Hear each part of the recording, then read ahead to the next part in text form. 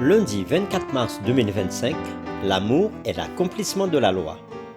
Chaque jour nous apporte de nouvelles opportunités et de nouveaux défis. Mais quel que soit ce que cette journée sera ou ce qu'elle a été, nous pouvons vous assurer que Dieu est présent et qu'il veille sur nous. C'est pour cela que nous vous accueillons avec la joie que Dieu met dans nos cœurs, dans l'aventure dans la parole, pour partager cette séquence avec vous. Notre communauté s'agrandit et c'est grâce à vous. Soyez vous aussi actifs avec nous pour épandre le message et vous pouvez le faire en likant. Nous vous invitons à partager le lien avec tous vos contacts et pour un confort d'écoute en continu, nous vous proposons la playlist de chaque semaine. Et nous vous invitons aussi à vous abonner si ce n'est pas encore fait pour recevoir une notification chaque jour. Le texte à mémoriser que nous vous invitons à dire avec nous se trouve dans Romains chapitre 13, le verset 8. Ne devez rien à personne si ce n'est de vous aimer les uns les autres, car celui qui aime les autres a accompli la loi. Nous vous invitons à le redire avec nous. Romains chapitre 13, verset 8.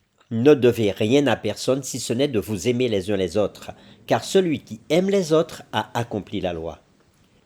Comment notre relation avec Dieu change-t-elle lorsque nous comprenons que les 10 commandements ne sont pas seulement un ensemble de règles, mais une expression d'amour et une réponse personnelle à la relation d'amour de Dieu?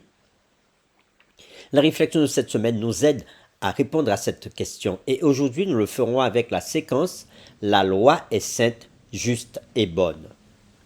L'amour est le fondement de la loi de Dieu. En défendant la loi, Dieu défend l'amour. C'est pourquoi Jésus est mort pour sauver les pécheurs afin qu'il puisse faire respecter la loi tout en nous accordant la grâce. Ainsi, il peut être à la fois juste et justificateur de ceux qui croient. C'est ce que nous dit Romains chapitre 3, versets 25 et 26. Quelle expression d'amour! Par conséquent, la loi n'est pas invalidée par le processus de rédemption. Au contraire, elle est davantage confirmée. Nous vous invitons à lire avec nous Romains chapitre 6, les versets 1 à 3, puis Romains chapitre 7, versets 7 à 12, en mettant l'accent sur le verset 12, et nous répondrons à la question suivante. Que nous disent ces versets sur la loi, même après la mort de Christ? Nous lisons Romains chapitre 6, versets 1 à 3.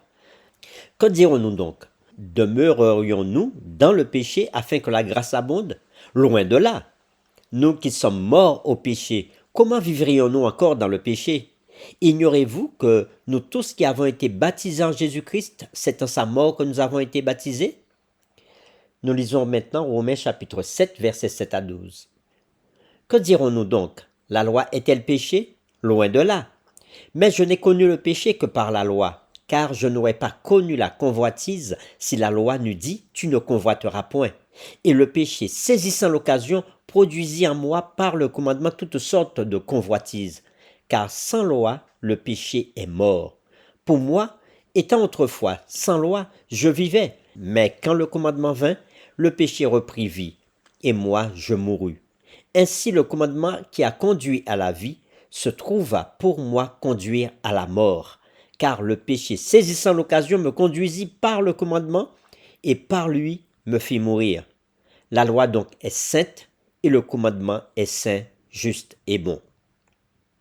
Après avoir lu Romains chapitre 6, verset 1 à 3, puis Romains chapitre 7, verset 7 à 12, en mettant l'accent sur le verset 12, répondons à la question suivante, que nous disent ces versets sur la loi, même après la mort de Christ? Alors que certains croient que la grâce et la rédemption annulent la loi, Paul est clair que nous ne devons pas continuer dans le péché pour que la grâce abonde. Au contraire, ceux qui sont morts en Christ par la foi ont été baptisés en sa mort et doivent donc se considérer comme morts au péché et vivants pour Christ. La loi de Dieu n'est pas le péché, mais, entre autres choses, elle nous révèle le péché et notre état de pécheur. C'est pourquoi, oui, la loi donc est sainte et le commandement est saint, juste et bon, comme nous dit Paul dans Romains chapitre 7, verset 12. Elle révèle, comme rien d'autre, notre grand besoin de salut, de rédemption, le salut et la rédemption qui ne viennent que par Christ. En conséquence, nous n'anéantissons pas la loi par la foi, mais au contraire, nous confirmons la loi. Christ n'était pas venu pour abolir la loi, mais pour accomplir tout ce qui était promis dans la loi et les prophètes. Ainsi, il souligne que Tant que le ciel et la terre ne passeront point, il ne disparaîtra pas de la loi un seul iota ou un seul trait de lettre. Et il le dit dans Matthieu chapitre 5, verset 18. La loi de Dieu elle-même représente la sainteté de Dieu, son caractère parfait d'amour, de justice, de bonté et de vérité. À cet égard, il est significatif que, selon Exode chapitre 31, verset 18, Dieu ait écrit lui-même 10 commandements sur les tables de pierre. Écrites sur la pierre, ces lois témoignent du caractère immuable de Dieu et de son gouvernement moral qui est fondé sur l'amour, thème central du grand conflit. Pour terminer, réfléchissons à cette question. Comment ce lien entre la loi et l'amour nous aide-t-il à mieux comprendre les paroles de Jésus? Si vous m'aimez, gardez mes commandements. Comme le dit Jésus dans Jean chapitre 14, le verset 15. Nous vous invitons à prier avec nous.